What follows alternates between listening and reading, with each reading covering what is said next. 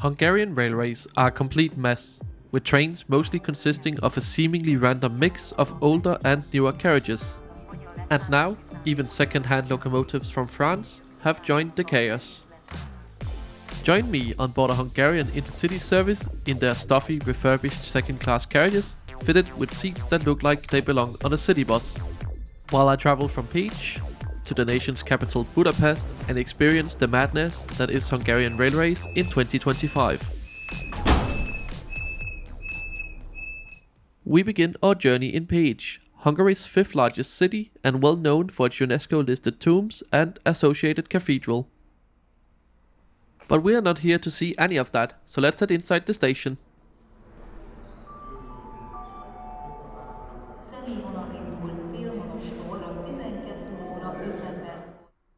And while the station might not be UNESCO listed, the station building dating back to 1900 sure is pretty. And hiding over here in the corner, you will find one of the station's two model railway displays, with the other display being down this corridor in the waiting room. But before we head down to the waiting room and onto the platform, let me show you the beautiful ticket office.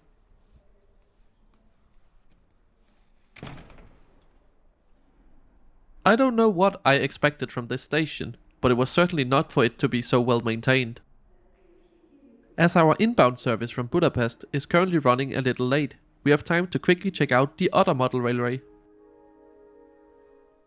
Found down the corridor in the station's waiting room, where you'll also find stuff like luggage storage as well as plenty of seats and chargers, we find this other little display.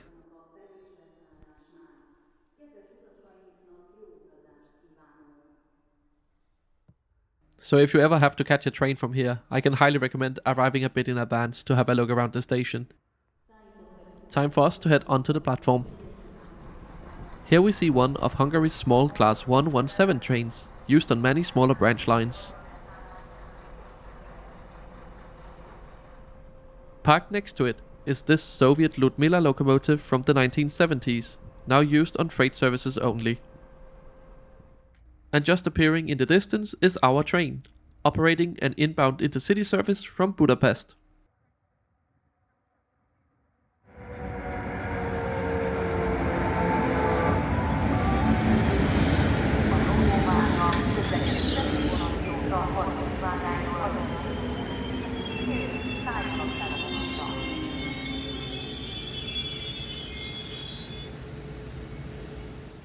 And already before our journey back to Budapest has started, we can see the first bit of operational mess that is the Hungarian railways. Despite our train featuring a cab control car, these aren't actually compatible with the new second-hand French locomotives hauling our train, meaning it's kinda pointless and our train has to run around anyway. Do you remember that small class 117 train from earlier? Well, it's currently blocking the path of our locomotive. So once that small train has departed and moved out of the way, our locomotive can detach and begin the runaround procedure.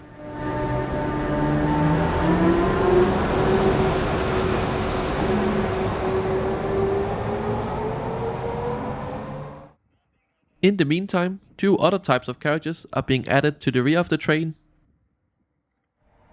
with our locomotive then racing to the other end, facing Budapest.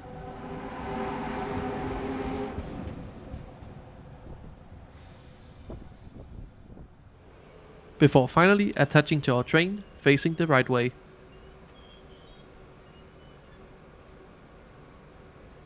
And now our full train composition is ready to head to Budapest. Let me just summarize.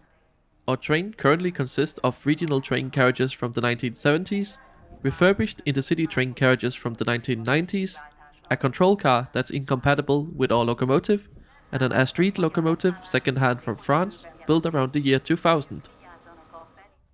Built by Alstom, these locomotives are technically capable of 200 km per hour, but won't come anywhere near that in Hungary. These locomotives entered service in late 2024 because MAV has recently been scrambling to lease as many locomotives as quickly as possible from abroad due to their own fleet of 50-year-old trains currently falling apart. And it's not only the locomotives that are falling apart, so let's head on board our train. Today I've booked a ticket in second class. This comes in an expected 2+2 layout in a mix of both airline style and seating around a table.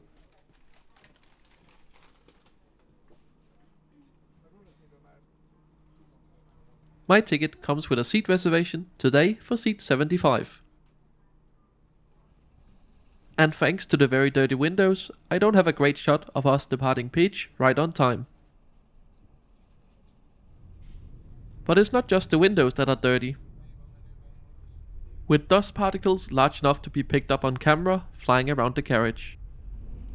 But that's actually not the worst thing about these carriages, but I'll get to that once we've had a look at the route map for today's journey.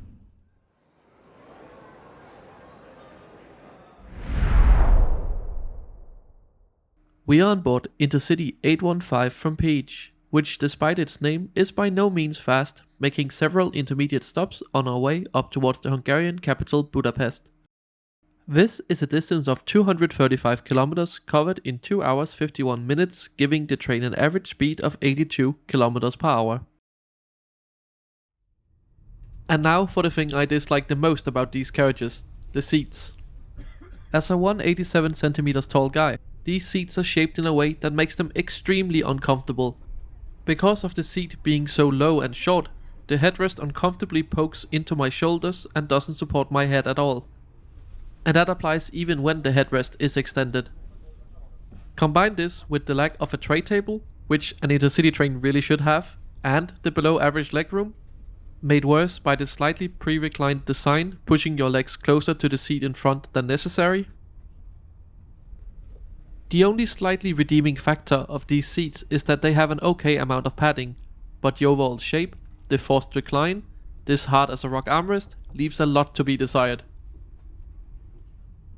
And overall, these carriages just have a really cheap feel to them, with power outlets sprinkled at random points in the wall, air-conditioned units just purchased at your local hardware store and bolted to the roof. But at least the information screens are from this century. These carriages are among my least favorite carriages in all of Europe, because they are dirty, uncomfortable and have no place in long distance transport. But luckily, as the train isn't super busy today, I can at least move to a carriage that has clean windows. And while these carriages from the 1970s aren't much better, at least because they aren't so busy, I can get some more legroom here in a bay of seats. However, it's not all bad, and this train does carry one carriage that's actually been refurbished really nicely, but we'll get to that later in the video, as we now are making our first station stop. This is Szentlőrinc, a small town home to about 6,000 people, but an important railway junction being the starting point for 2 branch lines. After initially having left Peach heading west, this is where the train also begins to curve north. We continue through this beautiful part of southern Hungary, traveling along this single track railway line at 120 km per hour. Next up, our train begins to slow down for its stop in Dombóvár. Here we get a little insight to the state of the Hungarian locomotive fleet, with many engines just sat left to rot, perhaps for spare parts.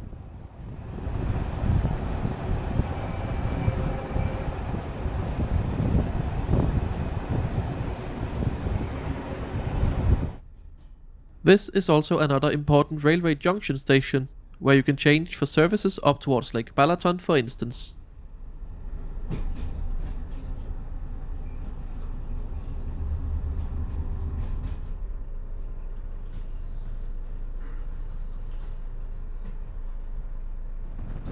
Right, with our train back up to speed, I think it's time to go take a look at the rest of the train's interior and have a look at the only good carriage on board. First, we start here from the front in the control carriage. This is also the supposedly accessible carriage, having been retrofitted with ramps under these big blankets. Next to this, you'll find the supposedly accessible area, complete with automatic opening functions for both the corridor and toilet doors being broken. So yeah, overall this doesn't really seem accessible. Next up, we have a few of these second class carriages that I really don't like. But hey, we haven't checked out the toilet in them, maybe it's much nicer. The door is easily locked using this knob, and overall, it's not looking too bad. The cleanliness is alright, the flush is working. There was plenty of toilet paper, as well as hand towels, the sink was working without issue, so overall, this is perfectly acceptable. Further down the train, we get to the heavily overhauled combined bistro, first class and first class plus carriage. This carriage is actually really nice, featuring good first class seating in a 1+2 layout with seats tall enough to support your head, as well as 2 first class plus compartments that feature these reclining armchairs, which are some of the best seats found on European rails. Honestly, this train, both having some of the best and worst train carriages in all of Europe, just perfectly illustrates how much of a mess the Hungarian railways are.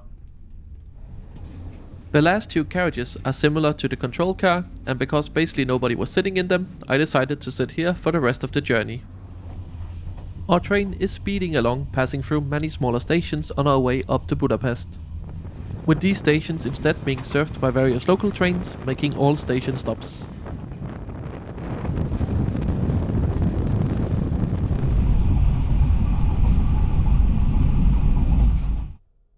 Next up, we call it Sarbogard, the last stop before Budapest. Here, as you guessed it, we meet with another few railway lines where the timetable is once again coordinated around this intercity service. I'll sum up my final thoughts and talk about tickets at the end of the video, but as we got about an hour left before we get to Budapest, here's a little scenery montage.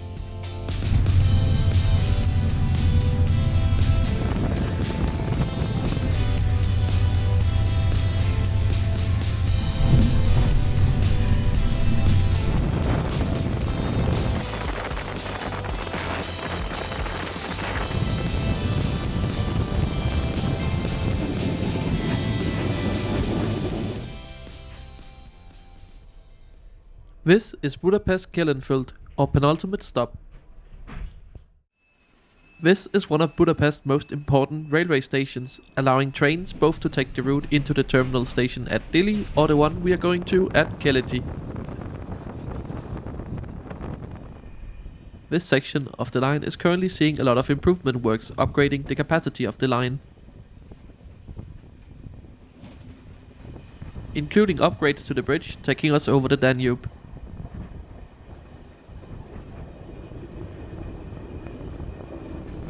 The train line into Budapest Keleti station is incredibly congested and we get stuck in some train traffic.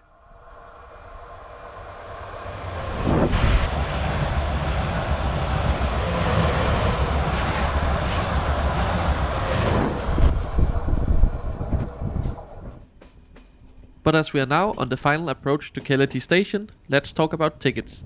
They can easily be bought online or on the official MAP app. A small discount is offered for booking online and slightly in advance. I paid about 2,500 Hungarian forint or about €6 for a ticket in second class, including a discount for travelers under 25. I think this is reasonable value for a 3-hour train journey. And while I personally, as a rail enthusiast, really enjoy hanging out the window of 40-50-year-old train carriages, I can't exactly say the Hungarian railways are a great experience for the average traveler.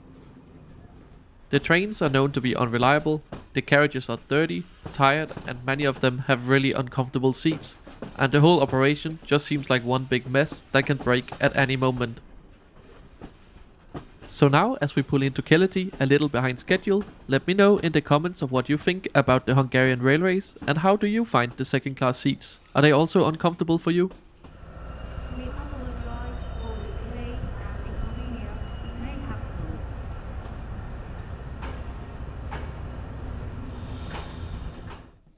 Thank you so much for joining me on this trip. If you want to see more videos like this, make sure you're subscribed to the channel as I try to post a new one every Sunday. You can also follow me over on Blue Sky at intercitysimon.com. I usually post live from my travels over there, so it's a great place to get a sneak peek at what videos might be coming on the channel in the future. Thanks for watching.